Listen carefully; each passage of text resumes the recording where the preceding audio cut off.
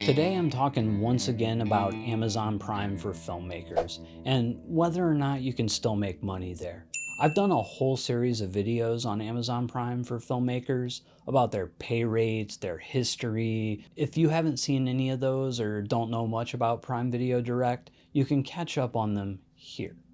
Oh, for those of you who are subscribed and are digging my stuff, do me a solid and hit that little bell icon for notifications. I'd really appreciate it. So can you make money with your films on Amazon? The short answer is yes, but not nearly as much as you used to. But you still can make some, certainly more than the pennies that many say is the most you can make. Now, a lot of filmmakers are saying that Amazon is pretty much donezo for filmmakers, that it's worth nothing more than exposure. And while it may be true that the rates have declined severely, averages are very low, and they are purging a shitload of movies, it's far from done. Back in the day, if you had a ULB indie film budgeted around, say, $50,000 to $100,000, with some proper marketing, you could have maybe recouped on Amazon alone. Prior to 2017, they were paying 15 cents an hour flat. I have a few movies out now that are making the 1 cent an hour that are still making $1,000 a month. At 15 cents an hour, they would have been making like $15,000 a month. Today, you could be making as low as 1 cent an hour, depending on your CER. If you don't know what CER is, please go back and watch my series of Amazon videos. Of course, if you have a high CER, you can also make as much as 12 cents an hour, but I've seen very few movies that have hit that rate. In spite of all of that, Amazon is still kicking. It's still the only major streaming platform that's opened its doors to filmmakers with little to no gatekeeping. You don't need a distributor, sales agent, or aggregator to get a movie up. And in spite of all the negative rhetoric from indie filmmakers, myself sometimes included, it can still be an essential part of your movie's release and recoupment.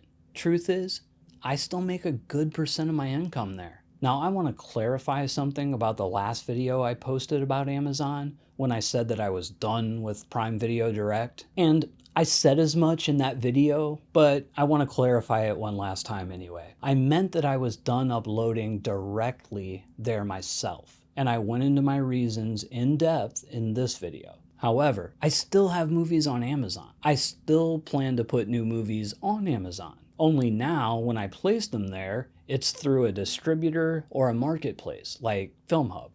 And in spite of the drastic rate cuts, I still have multiple movies up there that earn relatively decent money. Okay, what kind of money? My last 4 projects currently earn between $1,000 and $3,000 a month on Amazon, 2 of which have CERs of under 50%, meaning that they're only earning 1 cent an hour, which is currently as low as you can go. And I've seen numbers from some other filmmakers who make dramatically more. We're talking between $3,000 and $10,000 a month. That said, that's definitely not the norm.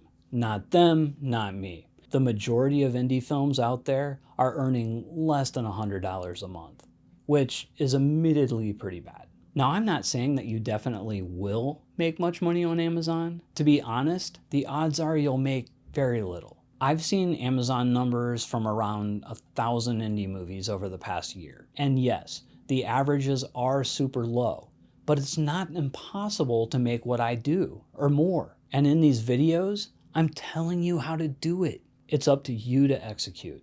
I see so many filmmakers fail on Amazon and then just dismiss it. Amazon sucks because they failed. I'm going to say this one more time for the cheap seats. Just because something didn't work out for you or someone you know doesn't mean that it's not viable for others or for you if you just do things right.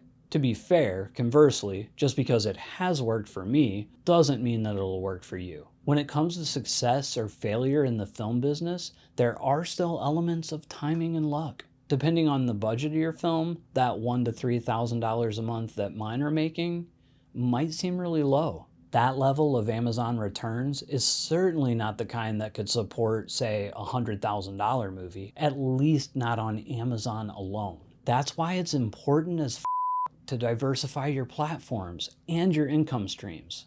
Amazon is just one of the many revenue streams that I take advantage of, It just happens to still be one of the best in regards to overall returns, at least for me.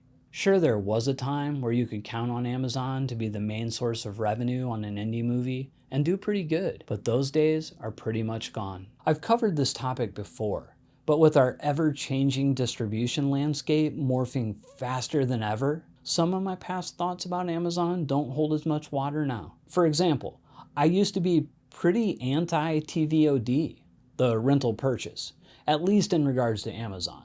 That was just because in the past, I had had very little luck with TVOD, and I had tried it. But over 90% of the revenue that I was seeing from Amazon was through Free with Prime. And I believe this is because astronomically more people will take a chance on an indie movie on a subscription or ad AVOD basis than rental or purchase. And honestly, I still do believe this to be true, at least in general. But if you have a title on Amazon that's on Free with Prime and it's streaming under, say, 50,000 minutes a day and has a CER of under 50%, odds are you'll do much better with TVOD. Or if it's a first run title just coming out, I think it's a good idea to start out on TVOD.